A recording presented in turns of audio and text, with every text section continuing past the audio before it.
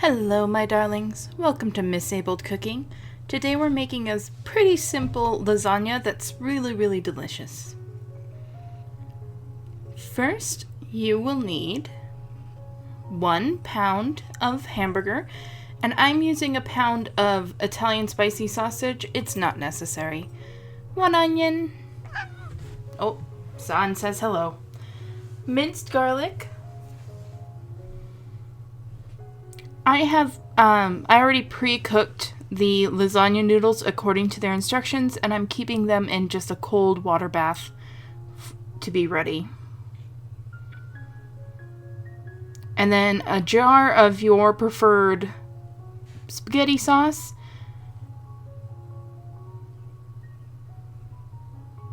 One cup of cottage cheese. And shredded cheddar, or not cheddar, but cheese of your choice.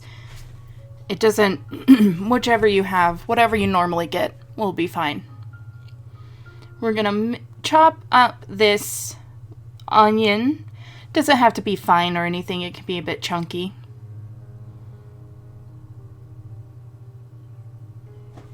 Keep your workspace clean, y'all. Just doing a quick review over how to chop. You cut off the blossom end, leaving the root end, and then peel off the outside, slice vertically, and then slice horizontally, and then slice vertically.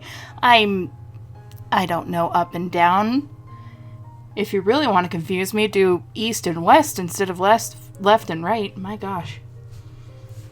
Okay, so on the,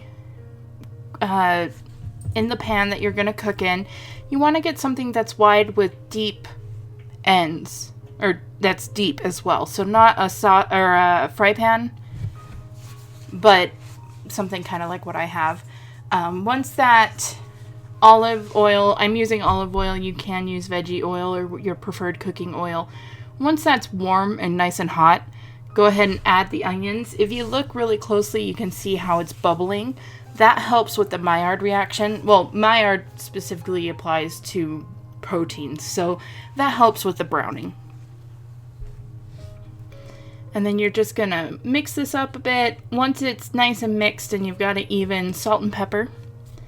The salt will help bring out the moisture in the onion and also add flavor.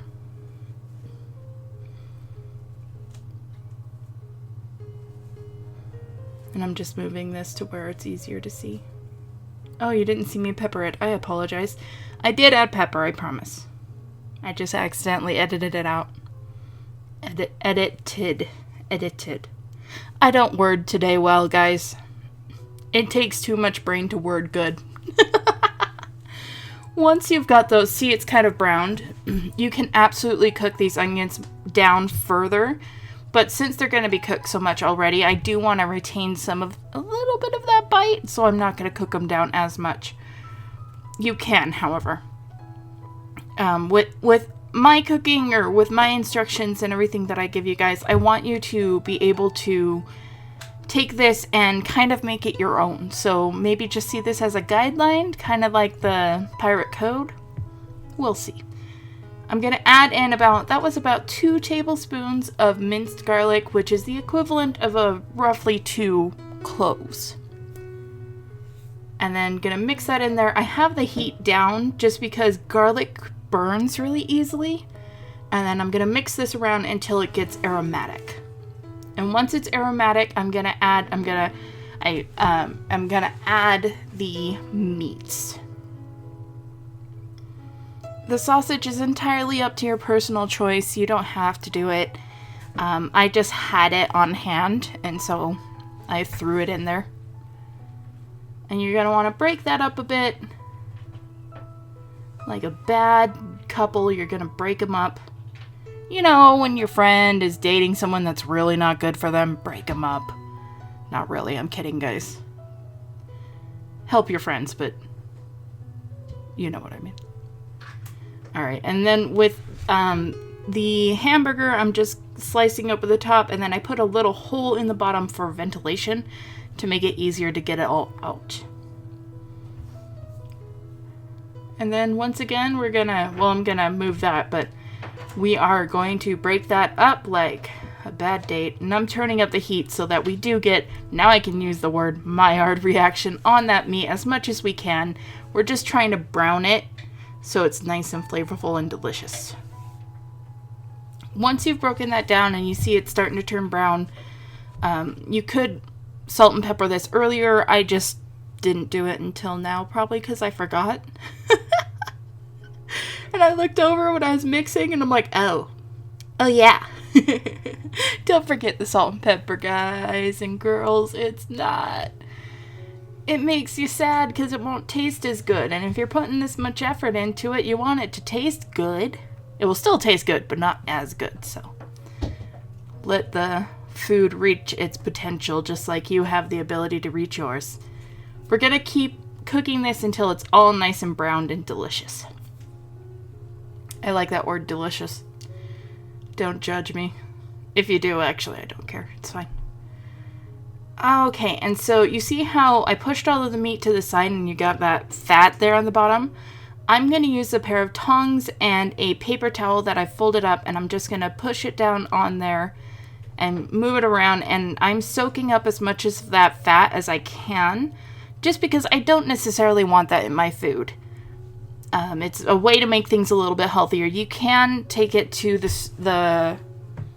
or you can drain it using a strainer, but I didn't want to clean an extra dish. So I got a good amount of that fat out of there, and so I'm happy with the amount. You can use another paper towel and do it again just to get the rest of that fat out. And now we're going to add the spaghetti sauce, pasta sauce, tomato sauce, whichever you call it. I'm using Prego. I think. Yeah, Prego. You're just going to dump that in there and mixy mix. With this, I still have the heat on just so that it kind of gives it a little bit more body. But you want to turn off the heat after you add the cottage cheese, which I'm doing now, just so that you don't want to cook the cottage cheese anymore. It will cause it to break down. And then just mixy mix again. Mix it in there just until it's all cohesive and one big mass. That sounds delicious, doesn't it? One big mass. All right, I'm putting that to the side. I'm going to get out. I have a 9x11 cake pan, but whatever you generally use. And then I'm going to do a taste of the mixture just to make sure that it's seasoned well. And I did a good job, so woohoo! But if you need to season it there's nothing wrong with that. I'm going to add a thin, barely there layer of this mixture onto the bottom. This helps prevent the first layer of noodles from sticking and burning. And then begin the process. I'm just pulling it out and using my fingers to drain off as much of that extra liquid as possible and laying down the noodles. And then, so it's going to go noodles, meat mixture, cheese. And I love cheese, so I'm putting a lot on there. If you want to do like a layer of mozzarella or ricotta, absolutely totally up to you. Ricotta is definitely traditional. And so I'm doing the 3 and then 1 at the end, just so that it has a more cohesive layer. Spreading out the meat mixture. And then I'm doing about a third of the meat mixture on top of each layer of noodles. If you want to spread it out a bit more, you can add a little bit more sauce to it. You can add another like half a jar of sauce, and then you can spread it out more, and you don't have you can make more layers.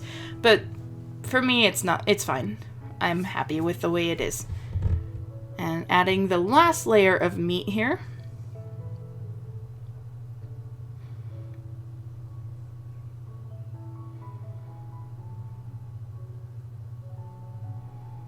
And just trying to get as much of that as you can, as little waste as possible. I say that as I set those noodles aside, but actually I like to eat them just like that. So, and I actually didn't cook the noodle. I apologize. I did not cook those noodles to the package directions. I only cooked them until they were pliant. That way they won't be as mushy after you cook them at the end. Here I am just covering the lasagna with tin foil. I'm making a little tent. You see I'm bending that up front, or up at the middle, and then adding crimping the aluminum around the edges. That is so that the aluminum isn't on top of that last layer of cheese. And then let's go to the oven. You're going to cook this at 350 for 1 hour. And then after that 1 hour, take off the aluminum and put it back in for about 5 to 10 minutes, just so you get that cheese nice and gooey. I want to say thank you so much, guys, for watching, guys and girls. Thank you so much for watching. Please like, comment, and subscribe. My link to the Patreon down below would be amazing if you could help me out.